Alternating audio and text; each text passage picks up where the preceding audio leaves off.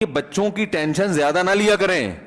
کیا کھا کیوں نہیں رہا؟ مائیں خود دبلی ہو جاتی ہیں بچوں کی ٹینشن میں کہ کھا نہیں رہا, یہ کھا لے, نہیں یہ نہیں کھا گا.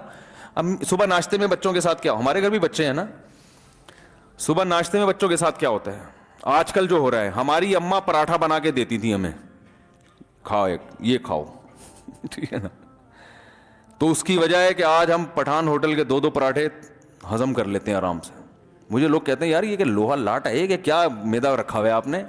پٹھان ہوٹل کے پراٹھے ہضم کرنا آسان کام نہیں ہے. وہ بھی ربڑ کے پراٹھے ہوتے ہیں, آپ کو پتا ہے کوئٹہ ہوٹل کے جو اکثر ربڑ جیسی ہوتی ہے, وہ کھانے نہیں چاہیے, کوئی اچھی چیز نہیں ہے کہ آپ بھی کھانا شروع کر دیں, میدا ہے وہ. تو وہ اللہ کا شکر ہے پھوڑ دیتے ہیں ہم طبیعت سے. تو اس لیے کہ ماؤں نے پراٹھے کھلائے ہوئے ہیں, اب بچے وہ پتہ نہیں بریڈ کو ڈبو کے کھا رہے ہیں, ایک بسکٹ لے لیا اور گھی کی اسمیل آتی ہے ان کو, دیسی گھی سے نا, مما اس میں اسمیل آ رہی ہے, یہی ہوتا ہے نا. دیسی گھی میں کیا آ رہی ہے مما؟ اسمیل آ رہی ہے. آج کل بچوں کو ماں باپ نے بگاڑ دیا ہے. ہمیں تو یاد ہے ہم جب کھانا کھاتے تھے تو سمجھ میں آئے نہ آئے گن پوائنٹ پہ ہمیں کھلایا جاتا تھا. ہماری والدہ کا چمٹا مجھے یاد آتا ہے, اللہ مغفرت فرمائے, ان کے درجات بلند فرمائے. کھانا پک رہا ہے نا, آلو کی بھجیا, صحیح ہے نا, وہ انڈین کھانے بناتی تھی. آج کھنڈیاں پکی ہیں, وہ کھنڈیوں کا تو لفظ اب کہیں سننے کو ہی نہیں ملتا, آج بڑیاں پکی ہیں, بڑیاں. ہماری والدہ وہ انڈیا کے پرانے کھانے تھے, بڑیاں, کھنڈیاں, وہ کڑی چاول تو ہٹو بچوں ہے, کڑی چاول تو ابھی بھی چھوڑتے نہیں ہم. کڑی چاول تو لوگوں کو پتہ ہی نہیں کڑی چاول کا. جی ہاں, ساگ. تو وہ کھنڈیاں, بچوں کو یہ کھنڈیاں ونڈیاں سمجھ میں نہیں آتی ہے, تو ٹیسٹ ڈیولپ کرنا پڑتا ہے نا کچھ وقت کے بعد. تو وہ بھجیا پکا لی, تو آج کڑیاں پکا لی. تو ہمارا وہ کڑیاں جو ہے نا, وہ کیا تھا, کڑیاں کہہ رہا ہوں, کھنڈیاں اور بڑیاں, وہ منگوچیاں بھی ہوتی تھیں, بیسن کی منگوچیاں. وہ دیکھ کے ہمارے چہرے پہ سلوٹیں آنا شروع ہو جاتی تھی. ہمیں چاہیے تھا بھائی ہر دفعہ گوشت کا سالن ہو, یا کوئی بریانی ہو, یا کوئی پلاؤ ٹائپ کی چیز ہو. تو والدہ نے کبھی بھی ہماری چہرے کی سلوٹوں سے متاثر ہونے کی کوشش نہیں کی. ارے نہیں یہ کھا لے, چل یہ بنا دوں, چل انڈا بنا دوں, صحیح ہے نا. چمٹا دکھاتی تھی, کھا اسے. وہ جو چمٹے سے روٹی پکڑی ہوتی تھی نا, ایسے دکھاتی تھی, کھاؤ. بعض دفعہ کھاتے تھے, بعض دفعہ منہ بنا کے نا تھوڑا بہت گھمایا اور نکل لیے پتلی گلی سے, بھائی نہیں کھایا جا رہا تو نہیں کھاؤ, تو جاؤ بھوکے رہو, صبح ناشتہ مل جائے گا. جتنی خوراک صحت کے لیے ضروری ہے نا وہ مل جاتی ہے. کوئی ضروری نہیں کہ مائیں بچوں کو ٹھونس کے ہی بڑا ہی نہیں ہوگا, بڑا خود بخود ہوگا, صحیح ہے نا, ذہن میں رکھو. آج تک میں نے کوئی آدمی ایسا نہیں دیکھا جو بڑا ہی نہ ہوا ہو کہ جی یہ 5 سال کے بعد رک گیا تھا, اب یہ اتنے کا اتنا ہی ہے. کوئی بیماری کی وجہ سے قد رک جائے تو ایک الگ بات ہے, کم کھانے کی وجہ سے کبھی بھی قد نہیں رکتا. یہ میڈیکلی ثابت ہے. میرے تو بڑے بڑے ڈاکٹروں سے تعلقات ہیں. پھر پرسوں ماشاءاللہ ایک بہت بڑے ڈاکٹر آئے تھے, ان سے ہم نے پورا انٹرویو لیا اور بہت ساری معلومات ملی. تو میڈیکل سائنس یہ کہتی ہے کہ بچے کی جو قد ہے نا, اور جو گروتھ جتنی ہونی ہے وہ آٹومیٹیکلی ہوگی, اس کو روکنا بہت مشکل ہے. اگر آپ ماں باپ چاہیں کہ ہمارا بچہ 5 فٹ سے اوپر نہ جائے, مثلا کسی کے بچے بڑے لمبے ہو رہے ہیں, خود بھی لمبے ہیں وہ ماں باپ, وہ چاہ رہے ہیں یار یہ تو 6 فٹ کے عجیب سے لگ رہے ہیں, تو یہ 5.5 پہ آ کے رک جائیں. روکنا مشکل ہے. جتنا بھی بھوکا رکھو گے نہیں وہ 5.5 تک پہنچے گا. سمجھ رہے کہ نہیں سمجھ رہے؟ یہ تو قدرت کی طرف سے نا ایسے سافٹ ویئر انسٹال ہو چکے ہوتے ہیں, یہ پروگرامنگ پہلے سے ہو چکی ہوتی ہے. اس کمبخت نے کتنا بڑا ہونا ہے, کتنا چوڑا ہونا ہے, اس کی ہڈی کتنی چوڑی, یہ سب چیزیں گاڈ گفٹڈ ہیں. اب آپ اگر چاہو کہ بلی کو کھلا کے شیر جتنا بڑا کر دو تو ہو جائے گی, پھٹ کے اٹھا کے مر جائے گی, وہ ہلاک ہو جائے گی. اور اگر آپ یہ چاہو کہ میں اس کو اتنا کم کھلاؤں کہ یہ چوہے جتنی ہو جائے تو ہو جائے گی.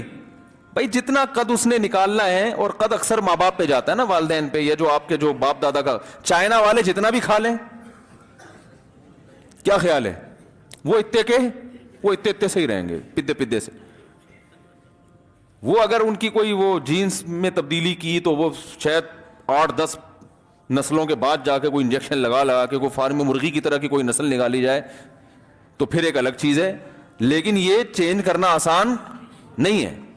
میری چھوٹی بچی کو ٹونسلز ہے نا, تو میں بڑا پریشان تھا میں کہ اس کو آپریشن کراؤں کیا کراؤں. اللہ جزائے خیر دے کہ یہاں ڈاکٹر صاحب ہیں بڑے سمجھدار. میں نے ان سے کہا یہ اس کے ٹونسلز نہیں ختم ہو رہے. تو انہوں نے کہا اس سے آپ کو تکلیف کیا ہے؟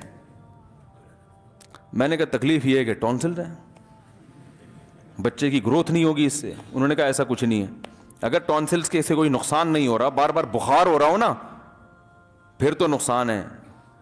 اگر بخار نہیں ہو رہا تو انہوں نے کہا قدرتی چیزوں کو چھیڑ چھاڑ کی کوشش. ایسے سمجھدار ڈاکٹر بھی مارکیٹ میں تھوڑے سے شارٹ چل رہے ہیں. بعض ڈاکٹر, سب نہیں, بعض ڈاکٹر تو قصائی ہوتے ہیں, وہ پہلے سے آ رہے ٹاپڑ واپڑ لے کے بیٹھے ہوئے ہوتے ہیں, لاؤ وہی اس کو کیا کاٹنا ہے بتاؤ خالی. ٹھیک ہے نا, حقیقت سب نہیں, بعض وہ چاپڑ اور پھوڑے پہلے سے لے کے بیٹھے, بتا کاٹنا کیا ہے بس. اور ہمارے فرمایا کرتے تھے ان کی نظر میں کامیاب آپریشن یہ ہوتا ہے کہ جو چیز کاٹنی تھی وہ کٹ گئی ہے, بس یہ کامیاب آپریشن ہے.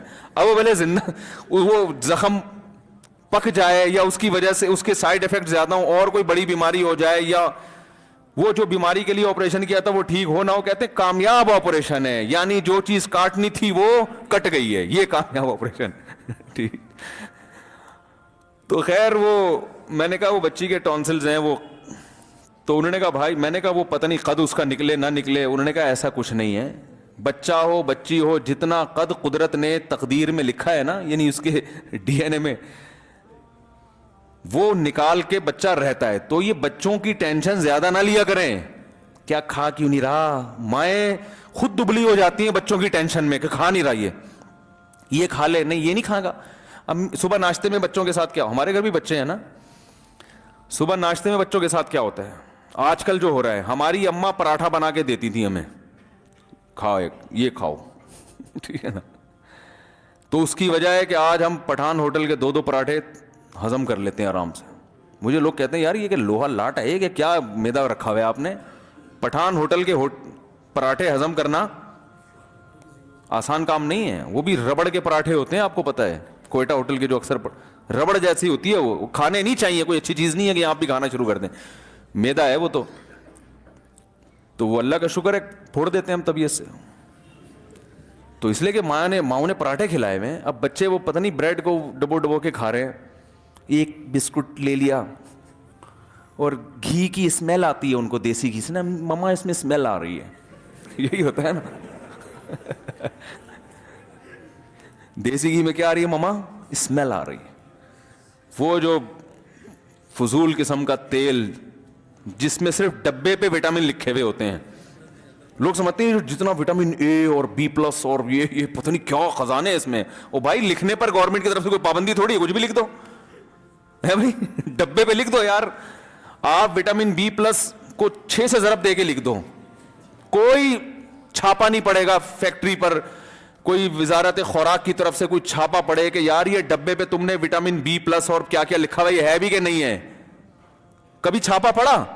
پہلی دفعہ میں ہوتا ہے کہ تھوڑا بہت خوراک کے جو محکمہ ہے وہ اس کو رپورٹ پیش کرنی ہوتی ہے, وہ بھی پتہ نہیں آج کل تو پیسے کھلا کے رپورٹیں بن رہی ہیں. قتل کے کیس میں رپورٹیں پیسے کھلا کے بن جاتی ہیں. تو ڈبے میں وٹامن ہے یا نہیں ہے اس کے لیے کوئی ریسرچ کرے گا؟ کیا خیال ہے بھائی؟ وہ ابے نندن کو جب ہم نے چائے پلا کے واپس کیا نا, تو انڈیا کو بہت غصہ آیا تھا. تو اس پہ انہوں نے دھمکی دی تھی بعض ٹی وی چینل نے کہ ہم ان کے ٹماٹر بند کر دیں گے, انڈیا سے ٹماٹر بہت آتا ہے. تو ہمارے ہاں بعض لوگوں نے کہا ہمارے ہاں تو ٹومیٹو کیچپ میں ٹماٹر نہیں ڈلتا جو ہے ٹماٹر کی چٹنی. تو ہمارے ہاں تو جو جس چیز کی چٹنی ہے اس میں وہ چیز نہیں ڈل رہی بھائی. تو آپ کیا سمجھتے ہو اس آئل میں وٹامن B ڈالیں گے؟ یہ ہے بھائی, وٹامن A ڈالیں گے تو دیسی گھی میں ملے گا آپ کو. یہ جو کوکنگ آئل آ رہے ہیں نا یہ کچھ بھی نہیں ہے بھائی, کھا لیا کریں, کوئی وہمی نہ بنے. اللہ نے اگر پیسے دیے تو گھی کھایا کریں, بچوں کو گھی کا عادی بنائیں. نہیں دیے تو پھر جو دنیا کھا رہی ہے وہ کھاتے رہیں, وہمی نہ بنے. مر جائیں گے نا زیادہ سے زیادہ, کیونکہ اب پیسے ہیں نہیں اور گھی خرید کے ٹینشن سے مر جائے گا وہ, تو وہ ٹینشن زیادہ نقصان دہ چیز ہے. تو میں لوگوں سے کہتا ہوں بھائی دیسی انڈے کھایا کرو, پیسے ہیں. نہیں ہے تو یہ فارمی کھاؤ جو پوری دنیا کھا رہی ہے, دیسی مرغیاں کھایا کریں. نہیں ہے تو وہمی نہ بنے, یہ فارمی چکن کھا کے بھی ہم نے 90 سال لوگوں کو جیتے ہوئے دیکھا. اللہ نے پیسہ دیا تو پھر دیسی چیزوں کو, تو جب نہیں دیا تو جو ہے وہی کھاؤ. گٹکا نہ کھاؤ بس, پان نہ کھاؤ, یہ زیادہ یہ صحیح نہیں ہے. تو خیر کہاں سے کہاں بات چلی گئی.